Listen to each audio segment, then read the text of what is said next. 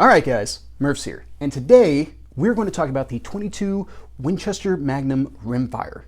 Now this is a viewer requested video, and we will discuss some of the history of the cartridge as well as some contextual data and do a little comparison before everything is said and done. Now, history is not going to take too terribly long because it's not a terribly historic cartridge.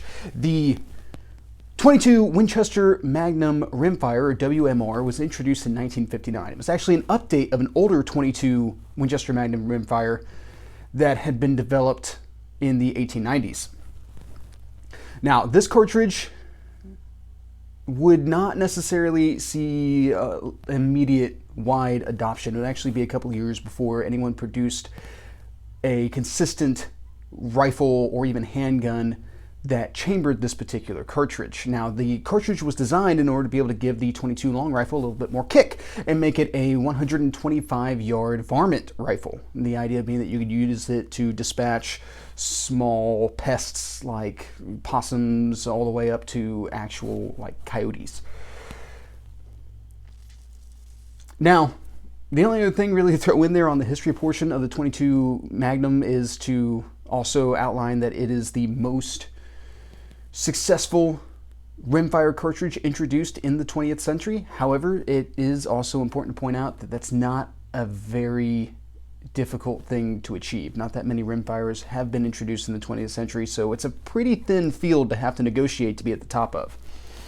All right, guys, so that pretty much covers data. Let's go ahead and do a little bit of size association, or excuse me, it pretty much covers history. Let's go ahead and do a little bit of size association and get into the contextual data-driven portion of this particular video. So on the left is the 22 long rifle, in the middle is the 22 Magnum, and on the right is the 25 ACP. All right, so what is the 22 Magnum? Well, this is a straight-walled, rimmed cartridge, which does have its primer compound located within that rim. It is a rimfire cartridge.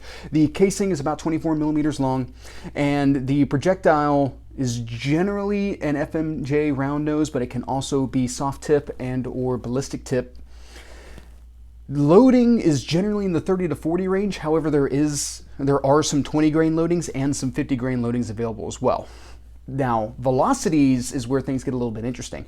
Out of a rifle, the 22 mag moves at about 1900 feet per second. However, when you shrink the barrel length with the slower burning powder that the cartridge utilizes, you also lose a lot of velocity. So out of handguns, you're looking at the best, about 1600 feet per second, more like 11 to 1300 feet per second for the vast majority of handguns out on the market.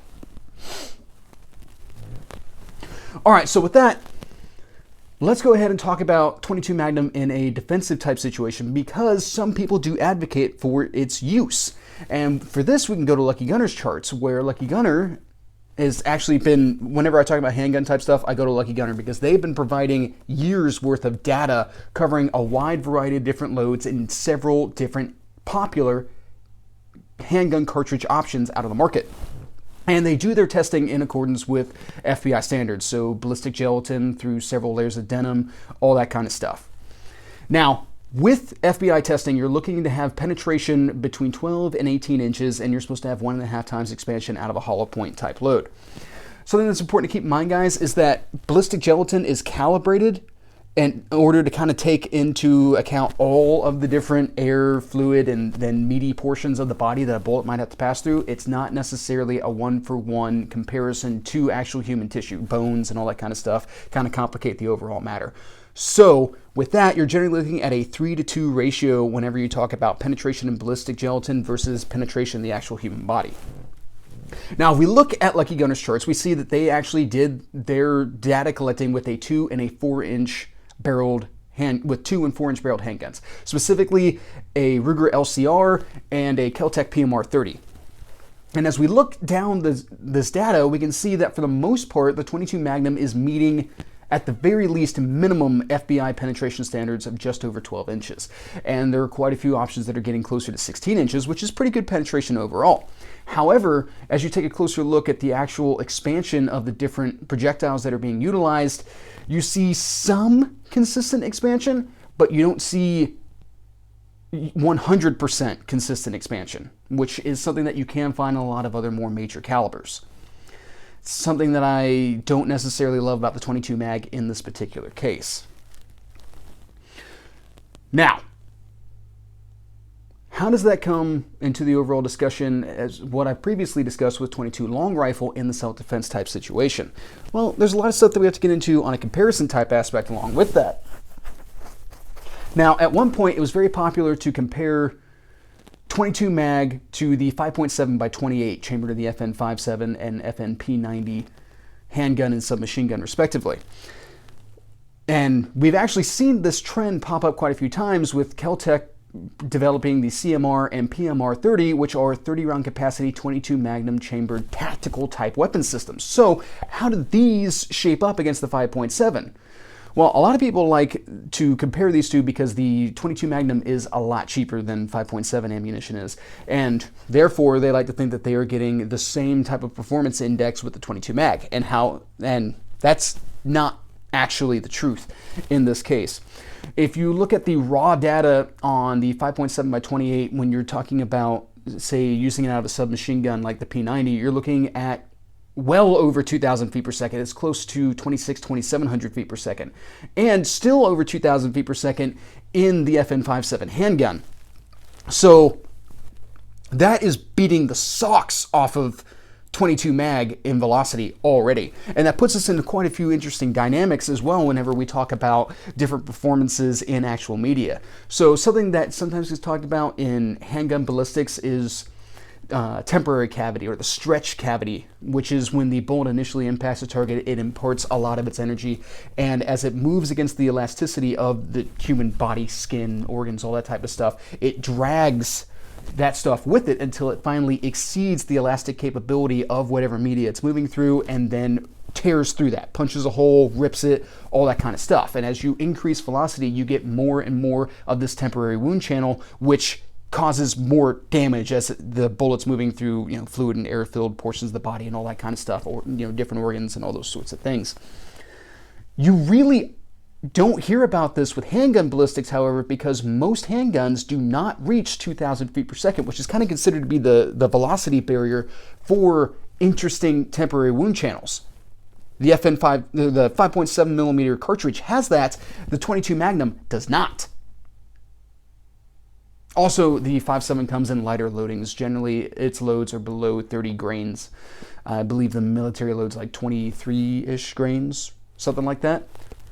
And has better penetrative capabilities against light armor, out to 50 yards. So we can kind of see that you're really not getting any of the advantages of the 5.7 millimeter cartridge with the 22 Magnum in a tactical type sense. What other disadvantages are you inheriting? Well, rimmed cartridge casings. This is something I talked about with the 22 long rifle video. Rimmed cartridge casings in semi-automatic systems have a higher frequency of failure. And that is just entirely because the ammunition doesn't stack very well into magazines, which if you cannot necessarily consistently present that bullet to the chamber, you're going to wind up having a lot of feed issues. And that's one of the problems with rimmed cartridge casings. Now, you can mitigate a lot of this by going over to revolvers, but this is the thing that we have to talk about when we're talking about a tactical type sense. Semi-automatic handguns are more applicable in tactical type settings, and if your handgun is going to choke or has a higher probability of choking, that's not necessarily going to have a positive impact on your tactical scenario. This is why I personally don't care for semi-automatic 22 Magnum tactical handguns like the PMR-30. Great, you have higher capacity, but in addition to not necessarily having the best overall penetration dynamic, not necessarily having the best expansion dynamic in your bullets, and then throwing on higher probability of malfunction, none of this is necessarily panning out to be in anybody's favor. Now, to go along with that, one thing that 22 mag has over 22 long rifle in self-defense type situations is I haven't really encountered a lot of primer type issues in the 22 Magnum cartridge. Not nearly as many as I expect to in 22 long rifle loadings. The 22 Magnum seems to have a much better primer consistency as a cartridge. I don't know how exactly that works out or what causes that to be the case, but that is what I have noticed. So, at this point, what does the 22 Magnum do well? Well, 22 Magnum is a lot of fun to shoot. It still has an incredibly light recoiling dynamic to it, while being a little more snappy, a little louder than a 22 long rifle is. And that's what makes the 22 Magnum enjoyable. And it's also bringing more energy to whatever it is that you're trying to do. So as a varmint cartridge, it performs absolutely fantastic. As a self-defense cartridge, I put it in the same category as the 22 long rifle, to where if you are in some way enfeebled or injured to where you cannot handle a more powerful cartridge, the 22 long rifle, or in this case, I would argue more so for the 22 Magnum, would be acceptable self-defense cartridges for you at that point. And if I had to pick between 22 long rifle and 22 mag to defend myself with, I would pick 22 mag. But I would still prefer to have a reliable and more powerful centerfire cartridge to fight with than any rimfire cartridge. Is kind of my end state on that overall. Now, one more thing I want to outline before we go. 22 Magnum is beefed up 22 long rifle. And it does not have the same association that like 38 Special and 357 Magnum have, where if you have a 357 Magnum revolver, you can chamber 38 Special in it. It does not work the same way in 22 Magnum. You can fit a 22 long rifle into a 22 Magnum cylinder. However, it doesn't necessarily line up properly, and you are at an increased risk to yourself or others around you should you load a 22 long rifle into a 22 Magnum cylinder. All right, guys, I think that pretty much covers my thoughts on this particular subject. I hope you guys found this interesting and informative. Now, except for some admin type notes after this video, I really haven't got anything else for you guys. So, have a good day. All right, guys, if you stuck around and you like this content, you like the stuff on the channel and that kind of stuff, and you want to have more access to the information or more access to some behind the scenes content and stuff like that from Murph's Law, go ahead and check out the Murph's Law Facebook page. Link will be in the description, and we'd love to have you over there. So, now with that, that's pretty much what I got. Have a good day.